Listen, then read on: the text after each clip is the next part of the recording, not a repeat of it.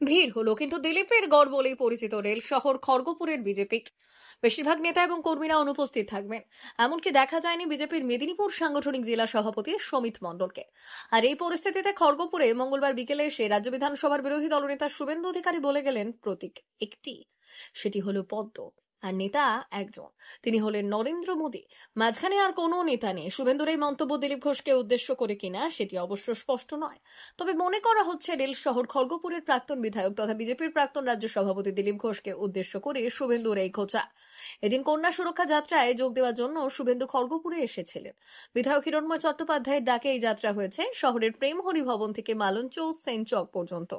তার আগে শহরের মালঞ্চ রোডের ধারে এই ভবনের মাঠে সভা হয়, সেখানে শুভেন্দু এই মন্তব্য করলেন। তবে এই সভায় দেখা যায়নি বিজেপির জেলা সভাপতি সহ খড়গপুর পুরসভার মোট 6 জন বিজেপির কাউন্সিলরের মধ্যে 2 জন দলীয় কাউন্সিলরকে, এমনকি 2টি মণ্ডল কমিটির সভাপতিদেরও দেখা যায়নি। তবে একদা দিলীপ ঘনিষ্ঠ বলে পরিচিত 3 কাউন্সিলরকে একদিনের কর্মসূচিতে দেখা গিয়েছে।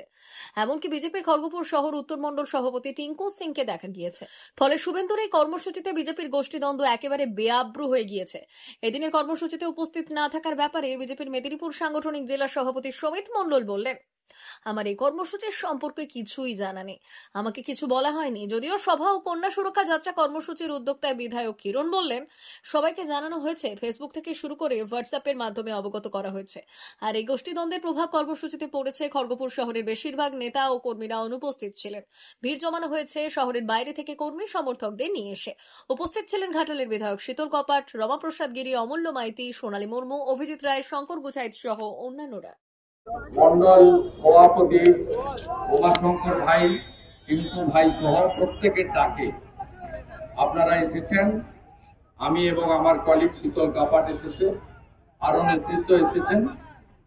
আমরা 2 কিলোমিটার 400 মিটার 2400 মিটার রাস্তা 50 মিনিটে কমপ্লিট করলাম।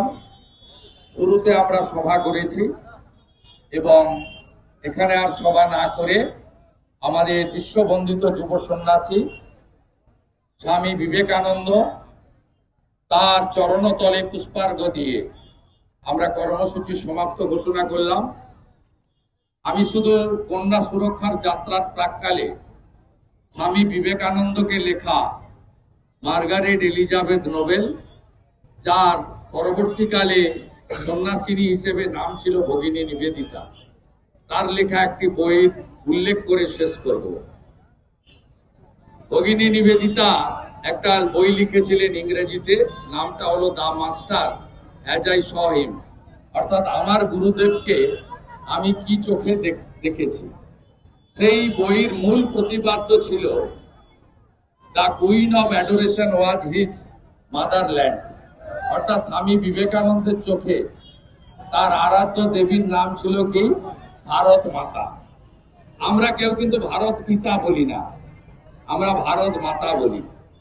সেই ভারত মাতার পুণ্যভূমি, স্বামী বিবেকানন্দের ভূমি, ডক্টর শ্যামাপ্রসাদ মুখার্জির ভূমি, সেখানে বোন দিদি মায়েরা যেভাবে অত্যাচারিত হচ্ছে, সেই সময় আমাদের বাড়িতে বসে থাকলে হবে না, আমাদের রাস্তায় নেমে প্রতিবাদ করতে হবে।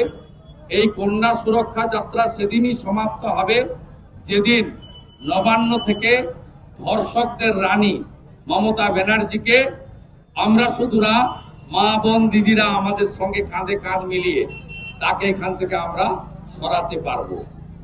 সোনার অলংকার মানে আভিজাত্যের অহংকার, চির বিশ্বস্ত, চির নতুন। বেলদার নবতম Tanushree hallmark jewellery house, Belda main road, Punjab ব্যাংকের বিপরীতে, যা আপনাদের সেবায় নিয়োজিত। আপনি এখানে পাবেন 100% সোনা, রূপো ও ডায়মন্ড জুয়েলারির আধুনিক নিত্য নতুন ডিজাইনের সমস্ত গহনা। সব পছন্দের সেরা কালেকশনের গহনা পাওয়া যায়। Tanushree hallmark jewellery house, Belda main road, Punjab ব্যাংকের বিপরীতে। যোগাযোগ 9999339860 অথবা 9999349860। বিশেষ দ্রষ্টব্য, আমাদের এখানে গহনার মজুরিতে 10% ছাড় দেওয়া হয় এবং পুরনো হলমার্ক সোনার পরিবর্তে নতুন গহনা কেনার সময় কোনো খাত বাদ দেওয়া হয় না। Tanushree hallmark jewellery house, Belda main road, Punjab ব্যাংকের বিপরীতে।